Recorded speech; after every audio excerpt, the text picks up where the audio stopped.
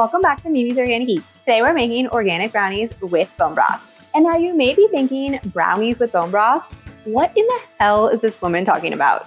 But don't worry, I'm gonna change your mind. These are quick and easy and you just need one bowl. Let me show you guys how to make them.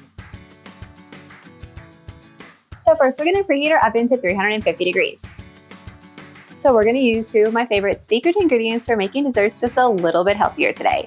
Of course, we're going to be using bone broth, and then we're also going to be using pumpkin puree because these are naturally eggless brownies.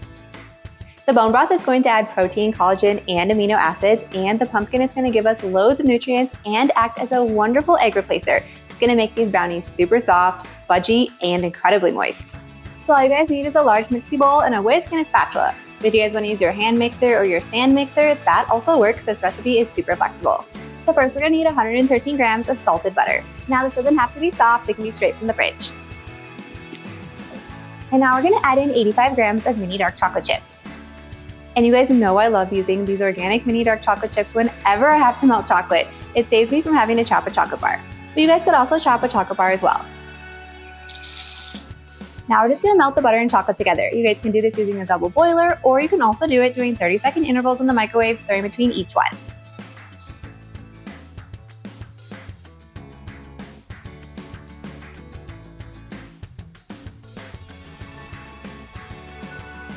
Once the chocolate and butter are completely combined, then we're gonna add in 226 grams of cane sugar. Then we're gonna add in half a cup of bone broth. Then our Dutch cocoa powder. Whisk together to combine this completely.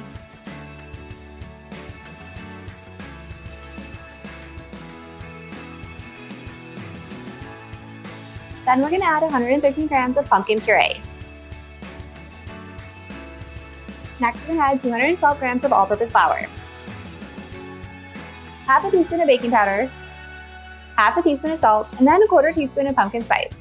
And now this part is totally optional. You guys can feel free to leave it out if you want. Then we're gonna fold together with a spatula until we have a smooth brownie batter.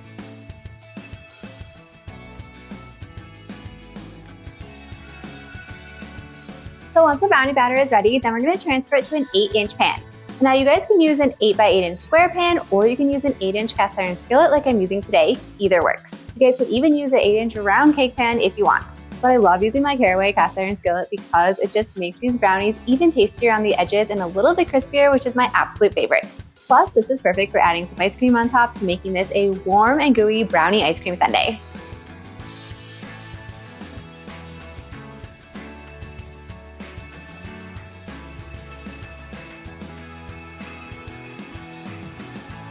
Now it's time to bake these at 350 degrees for 22 to 27 minutes, or until a toothpick inserted in the center comes out clean. And if you like your brownies super fudgy, these are eggless, you can feel free to underbake them as much as you want.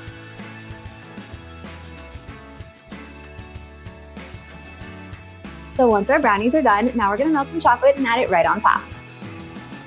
So I just have 113 grams of mini dark chocolate chips in a heat-proof bowl. Now I'm just gonna microwave this doing 30-second intervals, stirring between each one. And you guys can also use a chopped up dark chocolate bar as well, that also works. And if you guys want to skip this step, that's totally fine. You can just have plain brownies, but I think the added chocolate is just so delicious, so I'm not skipping it. So once our chocolate is melted, then we're just gonna drizzle it right on top of the brownies.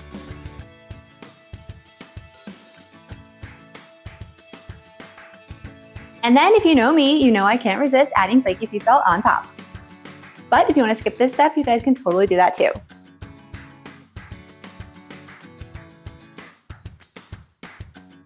And now you guys get to enjoy these delicious organic brownies with bone broth. They taste just like a rich and fudgy brownie, but they have the added health benefits of bone broth. So you guys could put some ice cream right on top of this brownie skillet, or you can just slice it up into pieces. Just make sure to store extra brownies in an airtight container so they stay soft and fudgy. If you guys enjoyed this video, be sure to drop a like and leave a comment below. And if you want more creative ways to cook and bake with bone broth, be sure to hit that subscribe button and join me next time in the kitchen.